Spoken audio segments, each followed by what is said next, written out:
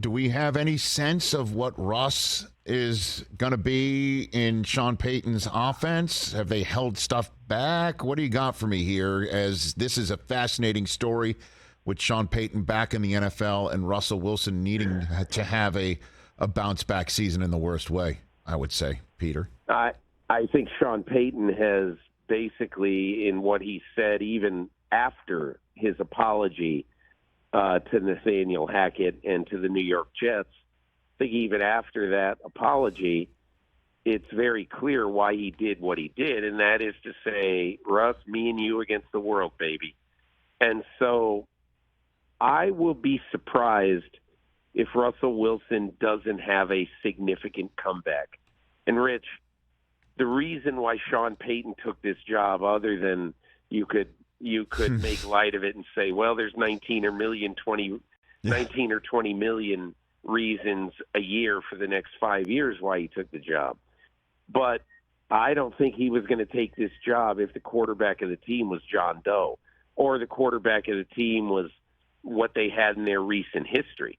I think he's only going to take a job if there was a quarterback that he felt that he definitely had a chance to win with. And I've had enough off-the-record conversations with him, in the last few months to know that he really thinks that Russell Wilson is salvageable and is going to be okay.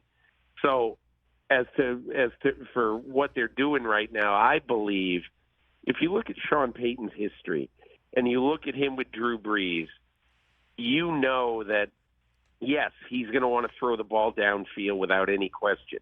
But he is going to make sure that there are completions for Russell Wilson on every pass drop.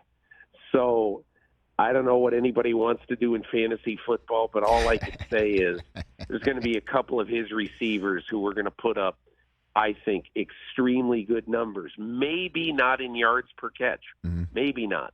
But in terms of, absolute production, yardage, number of catches, all that, I think he's going to have a couple of guys who are going to be really significant this year. So for people who've looked at guys like Jerry Jeudy over the years and said, man, he needs to do more, well, he's going to have every chance this year to do more. Well, I mean, it struck me, Peter, Peyton's comments about Nathaniel Hackett and then the Gilligan hats was straight out of the Parcells playbook. And, you have had many a moon of being on the business end of a laser look from Parcells in the Giant Stadium, bowels of Giant Stadium many, many moons ago.